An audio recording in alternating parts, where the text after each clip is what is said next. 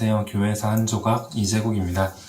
첫 번째 에피소드에서는 1378년에 교회의 대분열이, 서방교회의 대분열이 어떻게 일어나게 되었는지를 다루어 봤었는데요. 이제 그 이후의 이야기를 좀 이야기해 보겠습니다.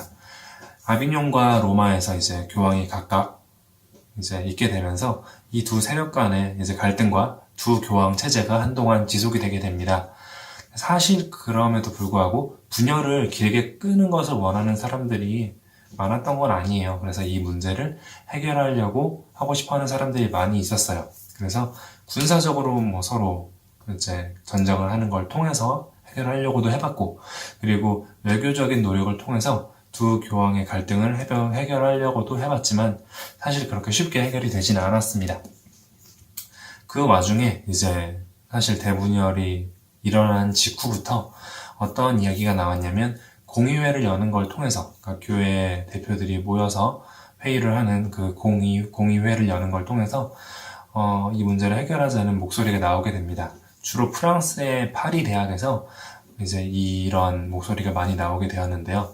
문제는 이제 그 클레멘트라는 교황이 아비뇽에 있잖아요. 그래서 프랑스 왕이 클레멘트를 지지하라는 이제 압박을 하게 되고, 그래서 이제 파리 대학에서의 이 목소리는 잠잠해지게 됩니다.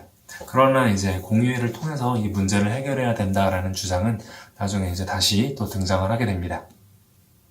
다른 해결책 하나는 이제 양쪽 교황이 계속 쭉 있었던 게 아니라 이제 한 명이 이제 죽기도 하고, 그리고 다른 쪽에 있는 교황도 죽기도 하고, 이제 그런 일들이 일어났어요.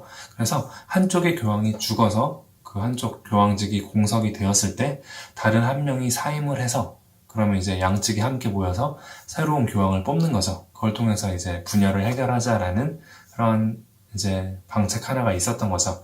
그런데 교황이 죽었을 때 그쪽 라인에서 교황을 빨리 뽑지 않으면 다른 편에 이제 교황에 의해 밀려서 이제 자기들의 세력이 밀릴까봐 재빠르게 이제 자기 측의 교황을 또 뽑게 됩니다. 그래서 사실 문제가 해결이 잘 안 돼요. 실제로 이제 클레멘트 7세가 아비뇽에서 죽게 되었을 때 프랑스 왕인 샤를 6세가 다음 교황을 뽑지 않도록 노력을 했었어요. 그래서 문제를 해결하려고 했었지만 이제 이쪽 추기경들이 재빠르게 베네딕트 13세를 세워버립니다. 이제 다른 해결책 하나는 양쪽의 교황이 서로 만나서 평화롭게 합의를 해서 이제 동시에 사임을 하고 새로운 교황을 뽑는 방법도 있었어요. 실제로 이런 것들을 이제 추진을 하려고 했고, 그리고 1407년에서 8년 사이에 두 교황이 서로 만나서 이 문제를 이제 해결하려고 시도도 했습니다. 근데 사실 문제는 서로가 서로를 믿지 못했던 거죠. 그래서 상대방이 뒤통수를 치고 이제 상대방한테 포로로 잡혀서 이제 양측이 합의를 하고 사임하자는 말은 없던 게 되고, 이제 자기들에게 어떻게 보면 최악의 상황이 되는 거죠. 그런 상황이 될까봐 서로를 믿지 못하고서 서로 근처까지 왔음에도 불구하고 만나지 않고 이제 문제가 결국 해결되지 않는 이런 상황이 되어버립니다. 이렇게 근본적으로 이 문제가 해결되기 어려운 이유 중에 하나가 뭐냐면, 양쪽 교황 모두가 자기들이 진실되고 참되고 적법한 교황이라고 믿었기 때문이에요. 당시 이제 신학적으로 이제 교황은 교회 내에서 어떤 그리스도의 대리자로 여겨졌고, 예수 그리스도로부터 그러니까 교회의 어떤 최고의 권세와 권위와 힘을 받은 존재라고 이제 여겨졌었기 때문에 교황 스스로는 내가 적법한 교황이고 내 위에 예수님 말고 이제 아무도 없는데 누가 감히 이 땅에서 나를 이제 사임시킬 수 있겠다는 거냐라고 생각을 했던 거죠. 그러니까 서로가 자기들의 교황직을 내려놓지 않는 이상 이 문제가 해결될 수가 없었던 거예요. 결국 이제 별 방법이 없죠.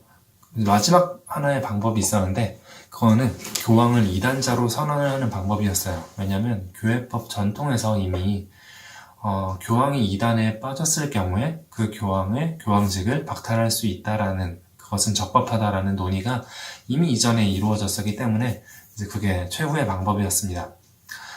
그리고 이제 이 마지막 방법을 아까 처음에 나왔던 공의회를 여는 걸 통해서 이제 이루려는 시도가 일어나게 됩니다. 처음에 파리 대학에서 이야기가 나왔던 공의회를 통한 문제 해결이 다시금 목소리를 내게 된 거죠. 그래서 양쪽 교황 측의 추기경들이 각자의 교황에 대한 충성을 철회를 하고서 이탈리아 피사에서 이제 공의회를 소집을 하게 되고요. 물론 이 공의회를 방해하려고 이제 양쪽의 교황들이 각자 또 다른 공의회를 소집을 해요. 그래서 이 공의회를 막으려고 하지만 그 양쪽 교황이 소집한 그 각각의 공의회에는 별로 사람들이 가지 않고 이 피사에서 결국 이제 사람들이 모여서 공의회가 열리게 됩니다. 그래서 그 두 교황을 이제 교회의 분열을 가져와서 결국 이단과 똑같다라는 그런 논리로 이 두 교황의 직위를 박탈하는 것을 결정을 합니다. 피사 공의회에서 이것을 결정을 하고요. 그리고 나서 알렉산더 5세라는 교황을 선출을 해요. 물론 이제 이 교황이 그 다음에 곧바로 죽어서 그 뒤이어서 요한 23세라는 이제 교황을 선출을 하게 됩니다. 이러면 이제 문제가 해결돼야 되는데, 문제는 나머지 교황 2명이 이 결정을 승복하지 못해요. 왜냐면 자기들이 적법한 교황이고 자기들이 이 교황직을 내려놓지 않았는데 누가 감히 나를 퇴위시킬 수 있냐라는 생각이 있었기 때문에 이 결정을 승복하지 못한 거죠.